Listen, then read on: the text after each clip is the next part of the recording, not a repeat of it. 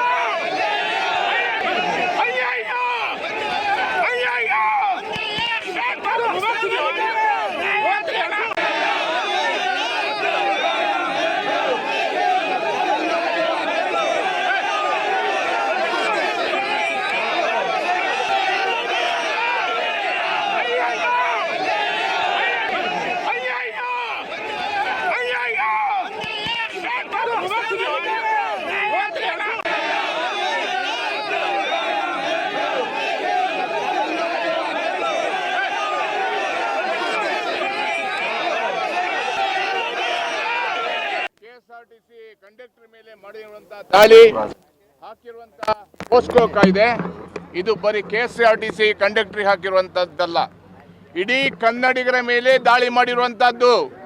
ದಾಳಿ ಮಾಡಿ ಕನ್ನಡಿಗರ ಸ್ವಾಭಿಮಾನವನ್ನ ಹತ್ತಿಕ್ಲಿಕ್ಕೆ ಪೋಸ್ಕೋ ಕಾಯ್ದೆಯನ್ನು ಹಾಕಿದ್ದಾರೆ. ಇದನ್ನ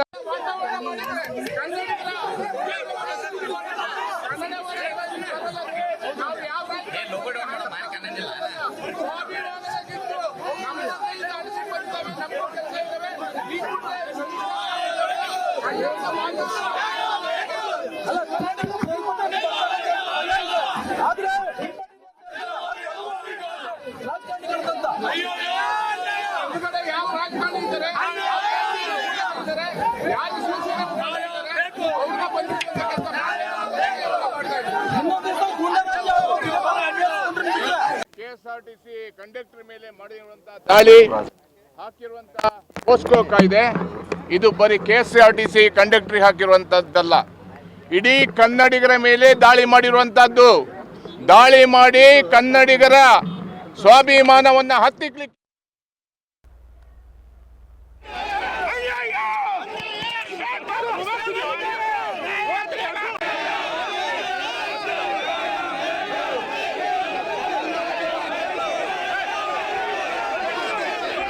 ಕರವೇ ಮುಖಂಡ ಪ್ರವೀಣ್ ಶೆಟ್ಟಿ ಅವರ ಮಾತುಗಳನ್ನ ಕೇಳ್ತಾ ಇದ್ದೀವಿ. ಇದು ಕೇವಲ ಒಬ್ಬ ಕಂಡಕ್ಟರ್ ಮೇಲೆ ಆಗಿರುವಂತಹ ದೌರ್ಜನ್ಯ ಅಥವಾ ಹಲ್ಲೆ ಅಲ್ಲ, ಇದು ಕನ್ನಡಿಗರ ಮೇಲೆ ಆಗಿರುವಂತಹ ದೌರ್ಜನ್ಯ ಅಥವಾ ಹಲ್ಲೆ. ಇದನ್ನ ಯಾವುದೇ ಕಾರಣಕ್ಕೂ ಕೂಡ ಸಹಿಸೋದಿಲ್ಲ ಅಂತ ಹೇಳಿ ಪ್ರವೀಣ್ ಶೆಟ್ಟಿ ಅವರು ಮಾತನಾಡ್ತಾ ಇರೋದನ್ನ ಕೇಳಿಸ್ಕೊಳ್ತಾ ಇದ್ವಿ. ಬೆಳಗಾವಿಯ ಚೆನ್ನಮ್ಮ ಸರ್ಕಲ್ನ ದೃಶ್ಯಗಳನ್ನು ಗಮನಿಸ್ತಾ ಇದ್ದೀರಿ. ಬೆಳಗಾವಿಯಲ್ಲಿ MES ವಿರುದ್ಧ ಕರವೇ ಪ್ರತಿಭಟಿಸ್ತಾ ಇದೆ. ಪ್ರವೀಣ್ ಶೆಟ್ಟಿ ಬಣ ಪ್ರತಿಭಟನೆಯಲ್ಲಿ ತೊಡಗಿಸಿಕೊಂಡಿದೆ. ಪೊಲೀಸರು ಹಾಗೆ ಕರವೇ ಕಾರ್ಯಕರ್ತರ ನಡುವೆ ಮಾತಿನ ಚಕಮಕಿ, ತಳ್ಳಾಟ, ನೂಕಾಟ ಎಲ್ಲವೂ ಕೂಡ ನಡೆದಿದೆ.